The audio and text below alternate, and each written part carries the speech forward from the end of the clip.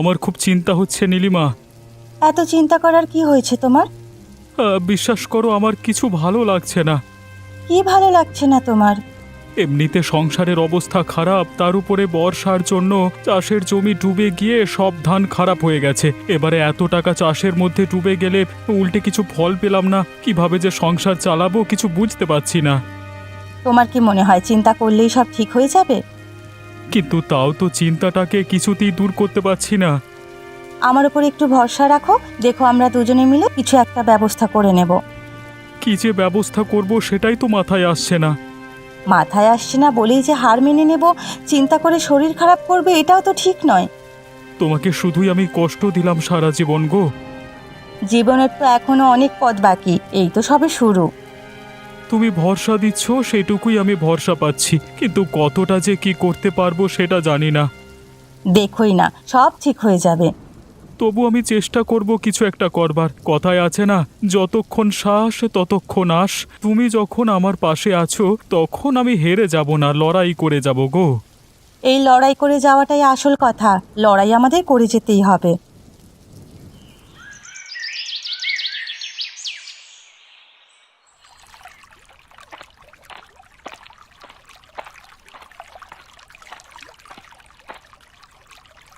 কি হয়েছে রতনদা? এরকম মাথায় হাত দিয়ে মাঠের মধ্যে বসে কাঁদছো কেন? দেখো ভাই, আমার ধানগুলো সব পেকে গিয়েছিল, আর ঠিক সময় বৃষ্টি এসে সব নষ্ট করে দিল। গোটা মাঠের ধান বৃষ্টিতে পচে নষ্ট হয়ে গেল আমার গো। তাহলে মাথায় হাত দিয়ে কাঁদলে কিছু কি হবে? কিন্তু আমি কি করতে পারি বলো তো? আমি যার কিছু রাস্তা খুঁজে পাচ্ছি না। নতুন করে জীবনটা শুরু করতে হবে।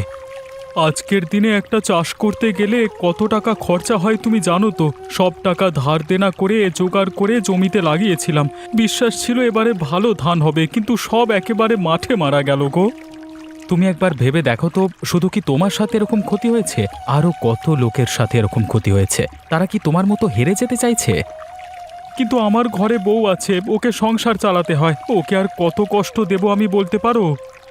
বউ সবার ঘরেই থাকে, সংসার সবাইকেই চালাতে হয়, হেরে সবাই যায়। তাহলে উঠে দাঁড়ানোর জেদ রাখতে হয় গো। যারা উঠে দাঁড়ানোর জেদ রাখে তারাই একমাত্র উঠে দাঁড়াতে পারে। কিন্তু আমি কিসের ভরসায় দাঁড়াবো বলতে পারো? নিজের ভরসায় দাঁড়াবে, বাকি আমরা তোমার পাশে আছি। তোমরা যে পাশে আছো সেটাই আমার ভরসা। শেষ চেষ্টা করে দেখবো একবার কতদূর কি করতে পারি।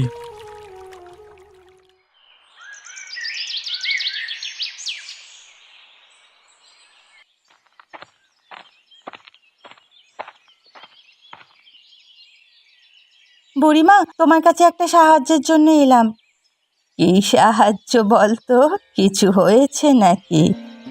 জানোই তো আমাদের অভাবের সংসারের কথা, তার মধ্যে আবার জমির সব ধান বর্ষায় পচে গিয়ে একেবারে ভিখারির অবস্থা হয়েছে আমাদের। একটা যদি আমি কিছু করতে না পারি তাহলে রতনের মুখের দিকে আর তাকানো যাচ্ছে না। কি করতে চাস তুই? সেই বুদ্ধি নেওয়ার জন্যই তো তোমার কাছে এলাম। দেখ, তুই ভালো খাবারের দোকান দিতে পারিস, কারণ তুই ভালো রান্না করিস। কিন্তু আমাদের দোকান থেকে লোক কেন খাবার কিনতে যাবে বলো তো?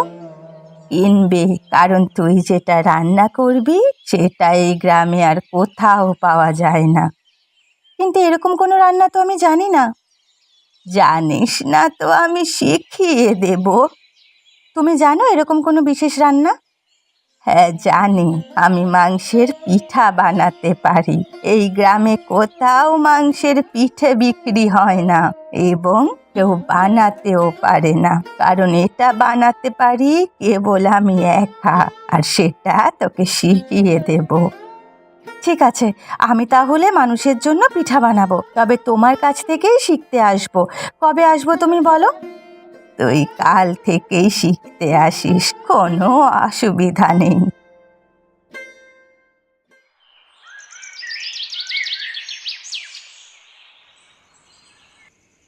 শোনো না, আজ বুড়িমার কাছে গিয়েছিলাম। আমিও গিয়েছিলাম পলাশের কাছে, মানে পলাশের সাথে দেখা হয়েছিল। কি বললেন বুড়িমা? বুড়িমাকে জিজ্ঞেস করেছিলাম আমাদের সংসার কিভাবে চলবে। কি বললেন বুড়িমা? বুড়িমা কাল থেকে ওনার বাড়িতে যেতে বলেছেন। বলেছেন উনি খুব ভালো মাংসের পিঠা বানাতে পারেন, আমাকে শিখিয়ে দেবেন। পলাশ বলছিল ঘুরে দাঁড়ানোর জন্য একটা ব্যবসা করতে, ওর এই ব্যাপারে অভিজ্ঞতা আছে, তাই সাহায্য করবে। বাহ, তাহলে তো হয়েই গেল। বুড়িমাও বলছিলেন ব্যবসা করতে, পলাশও বলছে। তাহলে আমি বুড়িমার থেকে পিঠে বানানোটা শিখে নেই, আর তুমি পলাশের থেকে ব্যবসাটা শিখে নাও। তাহলে নতুন করে একটা ব্যবসা শুরু করা যাবে। এমন ব্যবসা হবে যে এই গ্রামে এর আগে কখনো কেউ করেনি। তবে আমাদের দোকান চলবে। তাছাড়া বুড়িমা খুব ভালো রান্না করতে পারেন, আর তাছাড়া শহরে যাওয়ার কারণে পলাশেরও ব্যবসার বুদ্ধিটা খুব ভালো। আমরা নিশ্চয়ই ঘুরে দাঁড়াতে পারবো, কি বলো? যদি আমরা ঠিকঠাক করে চালাতে পারি নিশ্চয়ই পারবো। তাহলে কি তুমি কাল থেকেই বুড়িমার কাছে যাবে? হ্যাঁ, ভাবছি কাল থেকেই বুড়িমার কাছে যাব। যত তাড়াতাড়ি শুরু করা যায় ততই ভালো। হ্যাঁ, শুরু যখন করতেই হবে তখন তাড়াতাড়ি হওয়াই ভালো। অন্তত এভাবে অভাবের জ্বালা তো আর সহ্য করতে হবে না।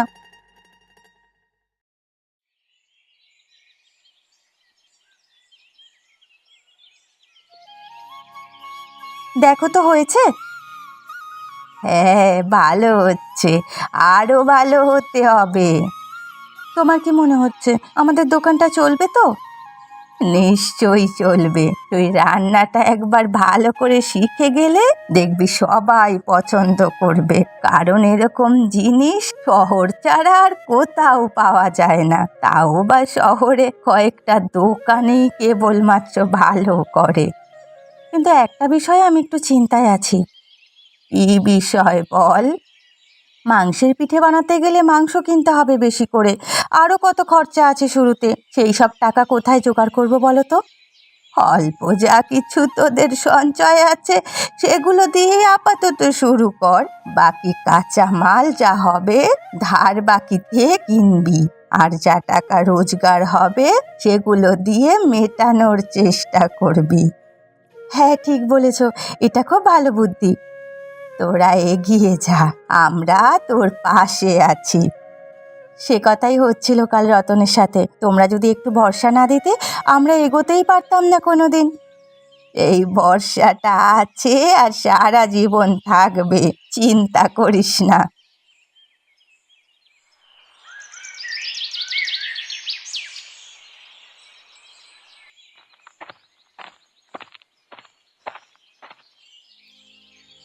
আরে ও রতনদা, তুমি আবার এত চিন্তা করছো কেন বলো তো?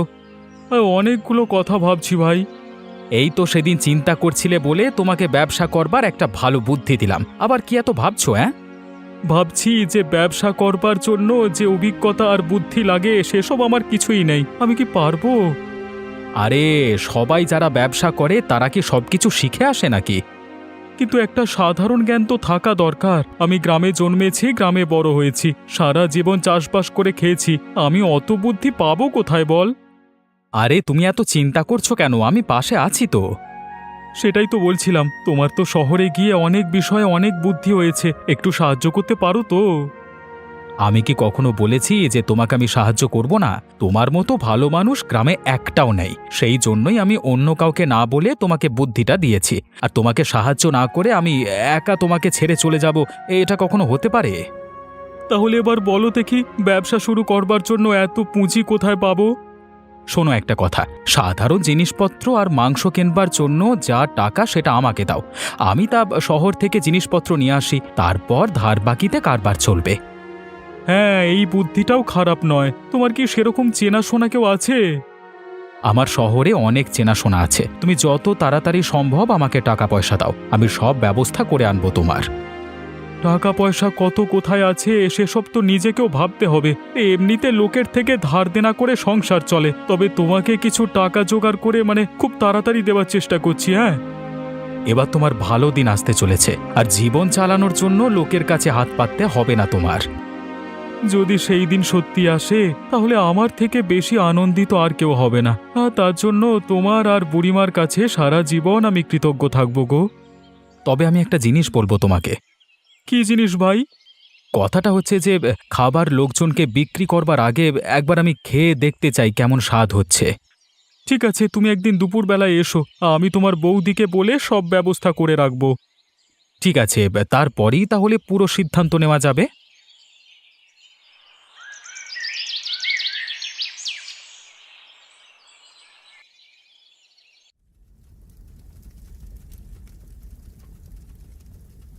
পলাশ, তোমাকে আর দুটো পিঠে দিই। আরে জিজ্ঞাসা করবার কি হলো এতে? পলাশ আমাদের ঘরের ছেলে, তার উপরে ও খেয়ে সিদ্ধান্ত নেবে যে ব্যবসাটা আদেও লোকের ভালো লাগবে কিনা, তাই না? সেই জন্যই তো বলছি, আর কতগুলো দিই। আরে দাঁড়াও দাঁড়াও, এ তো খুব সুন্দর হয়েছে। সত্যি বলছো পলাশ? হ্যাঁ বৌদি, একদম সত্যি কথা বলছি। এরকম জিনিস শহরেও পাওয়া যায় না। আমি তোমাকে হলপ করে বলতে পারি। তাহলে আমাদের মাংসের পিঠে চলবে বলো? তাহলে তো মানুষের ভালো লাগতে কোনো অসুবিধা নেই। কিন্তু একটা সমস্যা আছে রতনদা। কি সমস্যা বলো তো? এটা বুড়িমা মাংসের পিঠে বললেও আসলে মাংসের পিঠে নয়। তাহলে এটা কি? এটা যদি মাংসের পিঠে বলে বিক্রি করে তাহলে যত না বিক্রি হবে, এর আসল নামে বিক্রি করলে বিক্রি হয় তার থেকেও বেশি। কারণ মানুষ এই খাবারটা খেতে চায়, অথচ এই গ্রামে গঞ্জে সেটা পাওয়া যায় না, কারণ কেউ বানাতে পারে না। এটার নাম কি? মুরগির মাংসের মোমো। শহরে বড় বড় মোমোর দোকান আছে, সেখান থেকে সবাই মোমো কিনে খায়, কিন্তু গ্রামে কেউ খেতে পারে না, কারণ ইচ্ছে থাকলেও উপায় নেই। তাহলে আমরা যদি এই নামে চালাই তাহলে লোকে কিনবে বল? অবশ্যই কিনবে, ভালো লাগবে এবং লোকে হইচই করে কিনবে। তাহলে এবার থেকে এই নামেই দোকানের নাম দেওয়া হবে। হ্যাঁ, নাম দেওয়া হবে রতন নীলিমার মোমোর দোকান।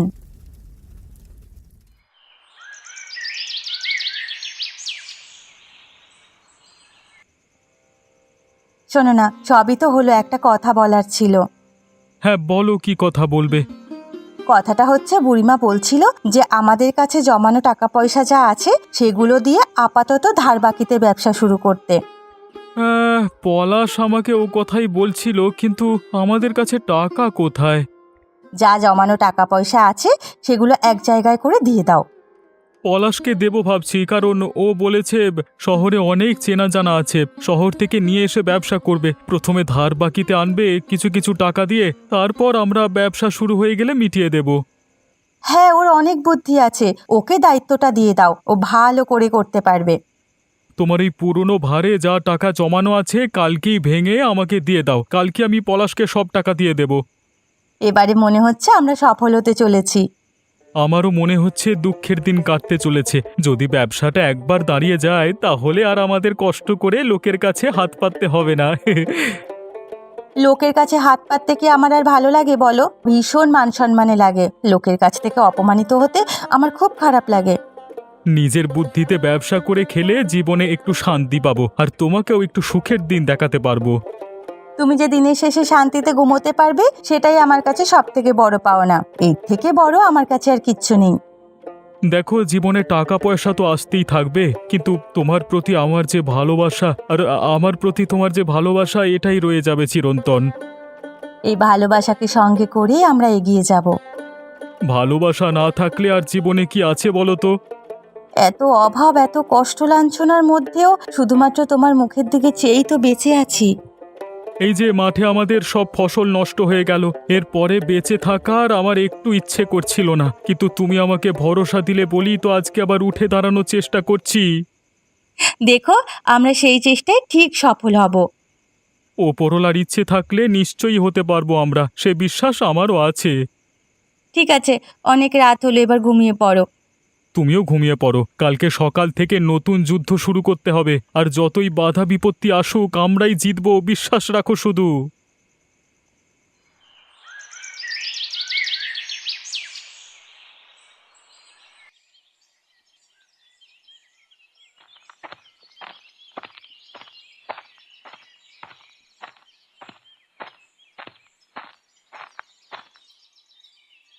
কিছু ব্যবস্থা করলে রতনদা? আর তো বেশি সময় নেই, আলোচনা তো অনেক হলো, এবার শুরু করতে হবে।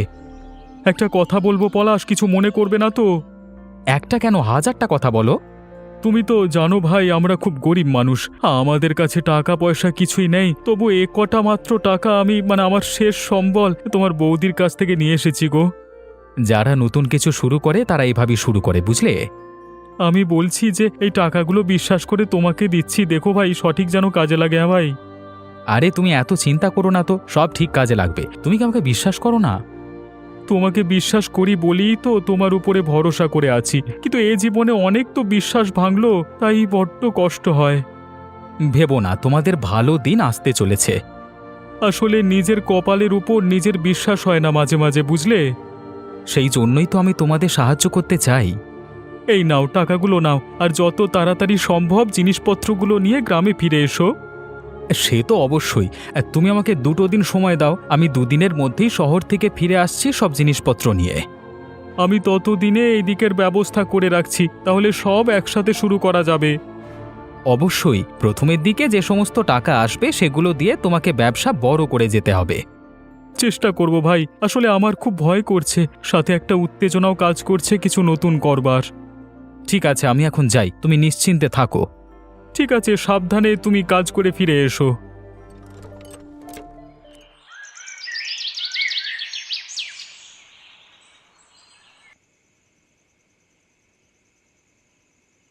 কি হলো তোমার? পলাশ কোথায়? তুমি যে ওকে এতগুলো টাকা দিয়েছিলে, এখনো পর্যন্ত তো ও ফিরে এলো না। আমার মনে হচ্ছে পলাশ আর ফিরবে না গো। মানে কি বলতে চাইছো তুমি? আমি এই 1 সপ্তাহে ওদের বাড়িতে রোজ গেছি, ওর খোঁজ কেউ দিতে পারিনি। সেই যে আমার টাকাগুলো নিয়ে শহরে গেছে, তারপর থেকে আর ফিরে আসেনি।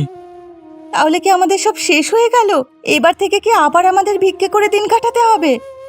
আমি কিছু বুঝতে পারছি না, কয়েকদিন ধরে আমার মাথা একদম কাজ করছে না। কিন্তু পলাশ কোনোদিন চিটিংবাজি করবে সেটা আমি স্বপ্নেও ভাবিনি। ভাবতে তো আমিও পারিনি, তাই জন্য তো ওর উপর ভরসা করেছিলাম। এদিকে ঝড় বৃষ্টি আসছে, ঘরের তো দূরের অবস্থা, কোথায় যাব কি করব কিচ্ছু বুঝতে পারছি না। গ্রামের অনেক লোক জেনে গেছিল আমরা নতুন করে ব্যবসা শুরু করতে চাইছি। সবার সামনে আমাদের মান সম্মান বলে আর কিছু থাকবে না গো।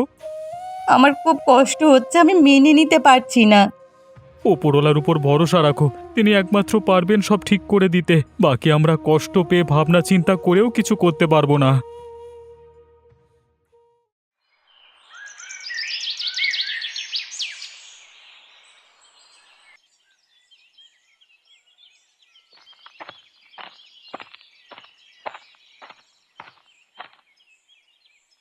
কি হলো রে, তোদের ব্যবসা কত দূর? পলাশ চিটিংবাজি করে চলে গেছে বুড়িমা, সেজন্য আমরা মাথায় হাত দিয়ে বসে আছি। সত্যি আজকালকার দিনে আর কাউকে ভরসা করা যাচ্ছে না। জীবনে এত বড় একটা ধাক্কা খেতে হবে কোনোদিনও ভাবিনি। এই অবস্থায় আমাদের বিষ খেয়ে মরা ছাড়া আর কোনো উপায় নেই গো। চারিদিকে যাওয়ার সব পথ বন্ধ হয়ে গেছে আমাদের, আমরা যে কি করব কিচ্ছু বুঝতে পারছি না। শোন, যখন সব পথ বন্ধ হয় একটা পথ খুলে যায়, আর সেটা হচ্ছে ওপরওয়ালার দেখানো পথ। আমি জানি তোরা সে পথেই চলবি। তুমি যে কি বলছো আমি তো কিছুই বুঝতে পারছি না। এখনো তোদের আশা ভেঙে যায়নি। ওপরওয়ালা তোদের শেষ পরীক্ষার মধ্যে ফেলে দেখছিলেন যে তোরা হেরে যাস কিনা, কিন্তু যখন হেরে যাসনি তখন তোদের পাশে তিনি দাঁড়াবেন। শুধু তোদের ঘুরে দাঁড়াতে হবে। কিন্তু কিভাবে যে ঘুরে দাঁড়াবো সেটাই তো বুঝতে পারছি না। আমি তোদের সাহায্য করব। আমার কিছু চেনা চেনা লোক আছে, তারা ধার বাকিতে জিনিসপত্র দেবে, কিন্তু দোকান তোদের খুলতেই হবে। হেরে গেলে চলবে না। ঠিক আছে, তুমি যদি শেষ ভরসা দাও তাহলে আমরা চেষ্টা করে দেখতে পারি। ঠিক আছে বুড়িমা, তোমার ভরসা যখন পাচ্ছি তখন নিশ্চয়ই চেষ্টা করব। আমি সেই অনুযায়ী জোগাড় করছি, তোরা প্রস্তুত থাক।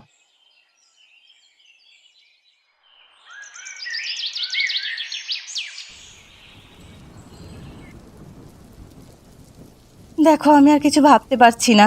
কাল থেকে দোকান খোলার ভাবনা, এদিকে এত জোরে বৃষ্টি এসে গেল। বৃষ্টি আসুক আর যাই আসুক, যদি ঝড়ে এই গ্রামে যায় তাও আমি কালকে দোকান খুলবই, আর এটাই আমাদের জেদ। কিন্তু তাতে তো ক্ষতির সম্ভাবনা বেশি। দোকান যদি আমরা কালকে খুলতে না পারি তাহলে ক্ষতির চিন্তা বেশি। যদি কালকে খুলতে না পারি তাহলে হয়তো আমরা সারা জীবনের জন্য হেরে যাব। কিন্তু যদি হিতে বিপরীত হয়, যদি ভালো করতে গিয়ে খারাপ হয়? আর কোনো খারাপ ভাবনা আমি ভাববো না গো। অনেক খারাপ আমাদের সাথে হয়েছে। যখন পিঠ থেকে গেছে দেওয়ালে তখন ঘুরে দাঁড়াতে হবে এরপর। ঠিক আছে, তুমি যখন এতটা বিশ্বাস রাখছো আমাদের প্রতি, তখন কাল থেকেই দোকান খোলা হবে। কিন্তু ঝড় বৃষ্টি মাথায় করে কেউ কি আর খেতে আসবে?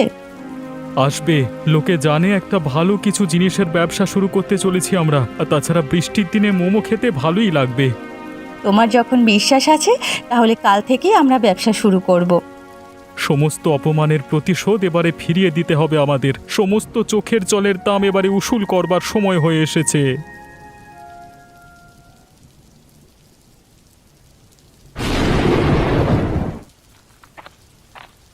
দেখো দেখো, এত বৃষ্টির মধ্যেও কত লোক আসছে আমাদের মোমো খেতে। আমি বলেছিলাম না, একদিন আমাদের জয় হবেই। আসলে ভগবান তোদের পরীক্ষা নিচ্ছিলেন, তোরা ওর পরীক্ষায় উত্তীর্ণ হতে পারিস কিনা দেখছিলেন। দেখো, খেয়ে সবাই তোমার প্রশংসা করছে, তোমার রান্নার সুনাম করছে। আসলে এই রান্নার পিছনে যা প্রশংসা পাওয়ার সব বুড়িমার। এই খুব ভালো হয়েছে খাবারটা। এই খাবারটা শহরে ছাড়া কোথাও পাওয়া যায় না তো, কিন্তু গ্রামে এবার যখন চালু করেছি তখন আমরা রোজ খাবো। আর তাছাড়া এত সুস্বাদু খাবার তুই যা বানাতে পারবি কোনোদিন আমরা ভাবিনি। দেখেছিস তো, এবারে ব্যবসা তোদের বড় হবে। আরে ওই দেখো, পলাশ আসছে।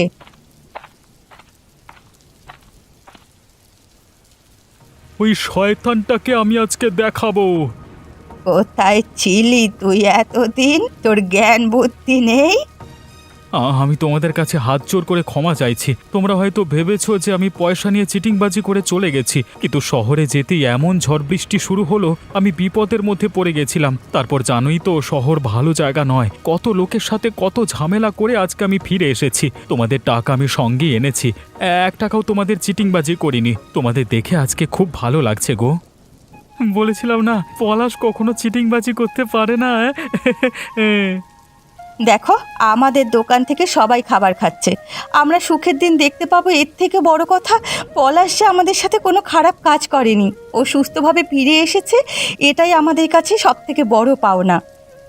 বৃষ্টির দিনে খোলা এই নতুন ব্যবসা এবার থেকে আমরা সবাই মিলে করব।